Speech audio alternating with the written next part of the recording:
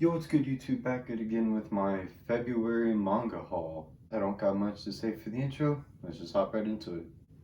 Starting off with something that I was really happy about and excited about picking up this month was a crap ton of Berserk.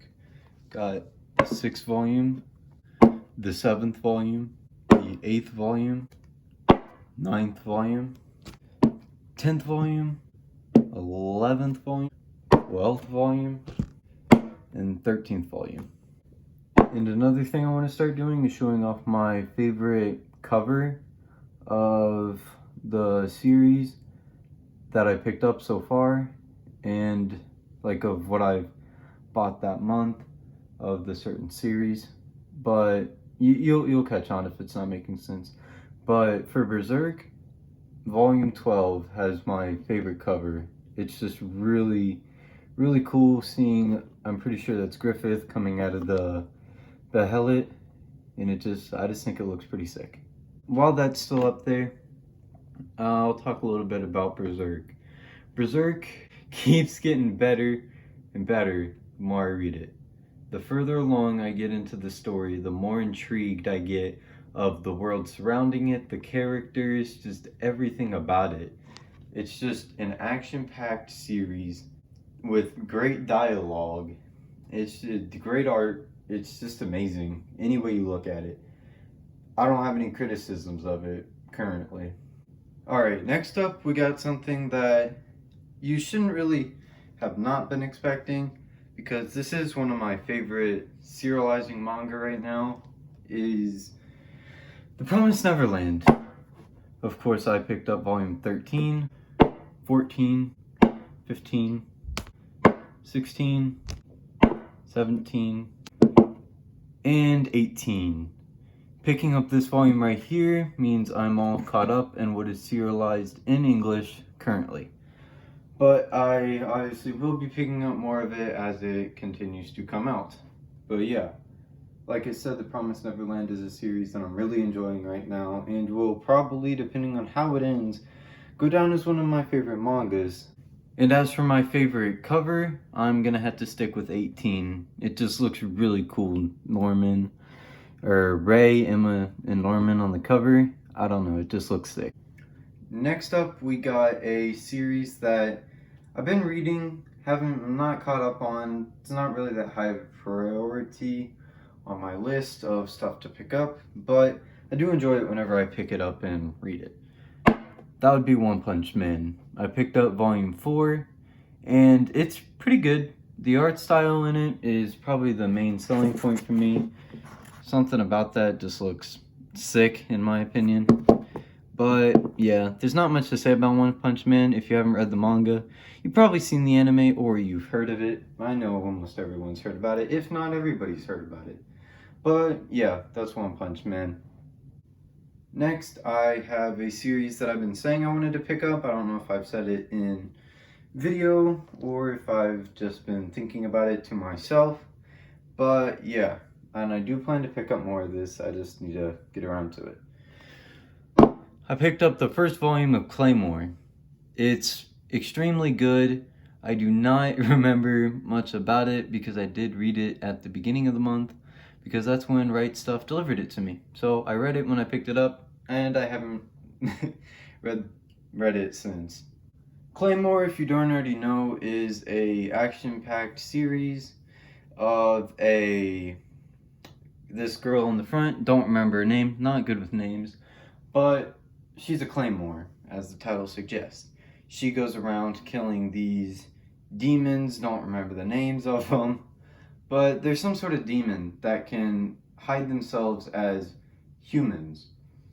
But normal humans can't detect their presence. They can't tell that they're any different from a regular human. But why Claymores, like her, were invented was to be able to sense and kill the demons that are hiding among the people. What makes her be able to see that is that she has half of the demon blood, half human blood. That means that she's able to sense the demons and kill them. That may have been a spoiler, but I'm pretty sure almost everybody's read Claymore at this point. It has good art style, like I've said in previous videos that I've made. I like the art style of it. It's intriguing. It's good. Yeah. Next, I have a series that I have not read any volumes of yet because I have picked up so much. But I am caught up on this because this is something that I've wanted to start reading for a while now. It's Kino's Journey to the Beautiful World. Or Kino's Journey, the Beautiful World. And of course, this is the first volume, second volume, third volume, fourth volume, fifth volume, sixth volume, and caught up on 7. Like I said, I have no clue what this is about, but it just looked interesting, sounded interesting. Honestly, haven't even opened one of these volumes because I've been so busy reading everything else that I haven't gotten to this. My favorite cover of this series is probably 6 so far. It just looks really cool. I'm guessing this is Kino, and he just looks really cool holding that suppressed pistol. Next up, we have another shonen manga, because that is, like I say in every video, the majority of what I read. It's Samurai 8. I have only read, like, if you can see that bookmark in there, only like halfway through the first volume because I'm busy with school and everything else. But here's the artwork if you're at all interested in that.